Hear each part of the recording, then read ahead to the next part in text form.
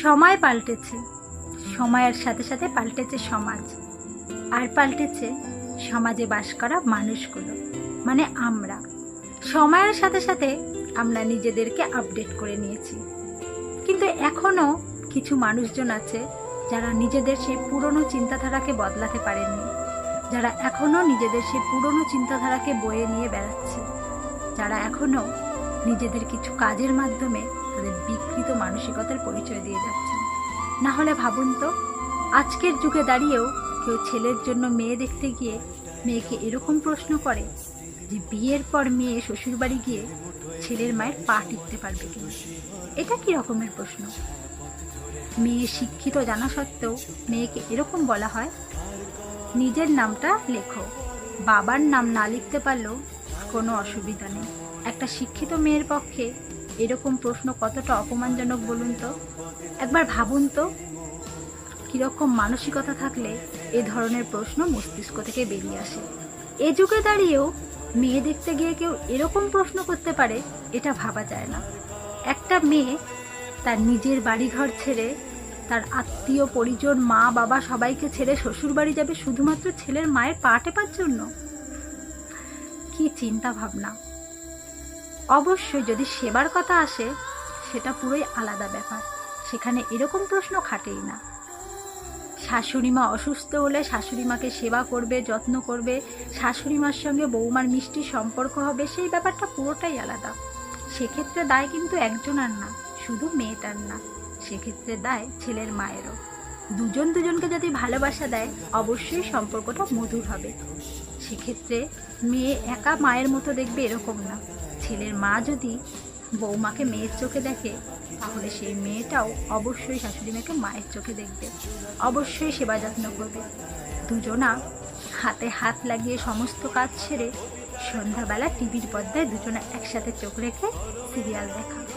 সন্ধ্যার পর ক্লান্তি অবসাদ মেটাতে শাশুড়ি মায়ের মাথা টিপে দেওয়া, কখনো বা শাশুড়ি মায়ের পায়ে ব্যথায় তেল মালিশ করে দেওয়া, আবার কখনো সখনো বৌমার আগোছালো চুলে শাশুড়ি মা তেল মাখিয়ে চুল বেঁধে দেওয়া, কখনো বা নিজে হাতে ভাত মাখিয়ে বৌমাকে খাইয়ে দেওয়া। এই ব্যাপারগুলো পুরোটাই আলাদা। এখানে একটা অন্যরকম সম্পর্ক, অন্যরকম ভালোবাসা। তার সঙ্গে কিন্তু এ ধরনের প্রশ্ন কখনোই সাজে না। একটা অজানা অচেনা মেয়েকে দেখতে এসে হঠাৎ করে যদি কেউ প্রশ্ন করে বিয়ের পর ছেলের মায়ের পা টিপতে পারবে কিনা, সেই মেয়েটার মনে কীরকম লাগবে? এমনিতেই তার অজানা অচেনা লোকজন, মনে একটা আশঙ্কা, তারপরে বিয়ে নিয়ে না জানি কত কি চিন্তা, যে বিয়ের পর তার শ্বশুরবাড়ি কেমন হবে, কোন পরিবেশে যাবে, মানিয়ে নিতে পারবে কিনা, নিজের বাড়ি ঘর এত বছর ধরে যেখানে রয়েছে, ছোট থেকে বড় হয়েছে, নিজের মা বাবা আত্মীয় পরিজন সবাইকে ছেড়ে অজানা পরিবেশে যাবে। এরকম ধরনের প্রশ্ন শুনলে তো সবার বিয়ের উপর থেকে আস্থাই উঠে যাবে। সব মেয়েরাই ভাববে হয়তো বিয়ের পর শাশুড়ি মায়ের পায়ে টিপতে হবে। আবারও বলছি, সেবা করা ব্যাপারটা সম্পূর্ণ আলাদা, কিন্তু এক্ষেত্রে একটা অচেনা মেয়েকে প্রথম দেখাতেই এই প্রশ্নটা করা পুরোটাই আলাদা। এই ধরনের প্রশ্ন তাদের মানসিকতা থেকেই বেরোবে, যাদের বিকৃত মানসিকতা। প্রথম দেখাতে এরকমও তো বলতে পারত,